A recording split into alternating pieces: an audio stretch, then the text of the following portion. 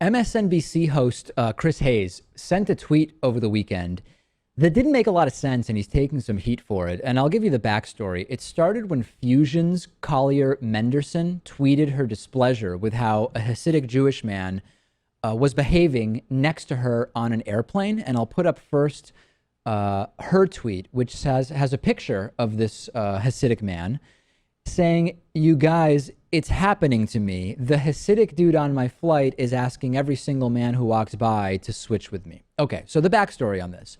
Hasidic men are not supposed to have physical contact with women that they are not married to, or their daughters or family, unmarried women. I don't even know exactly what the rule is, but that's the sort of gist of it. It makes absolutely no sense to me.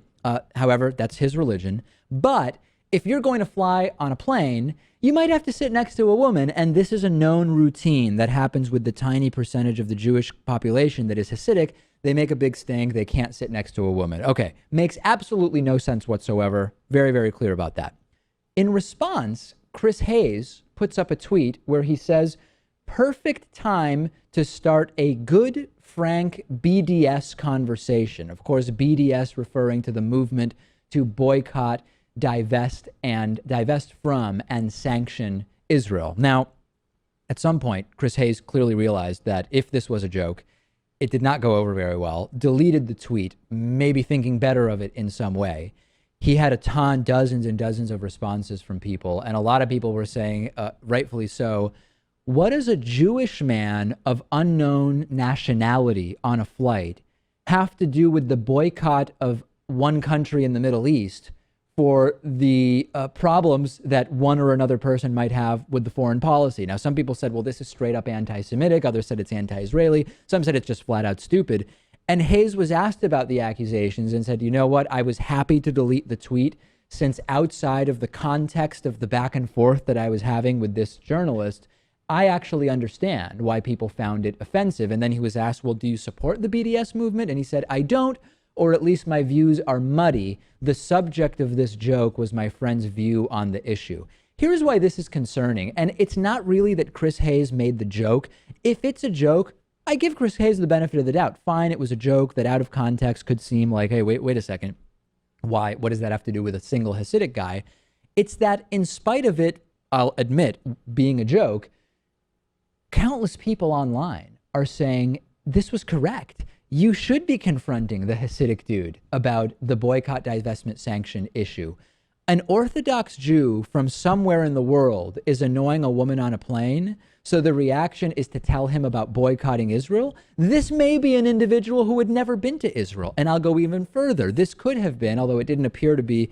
Can you put that first, the picture of the guy back up? I just want to take one more look at it.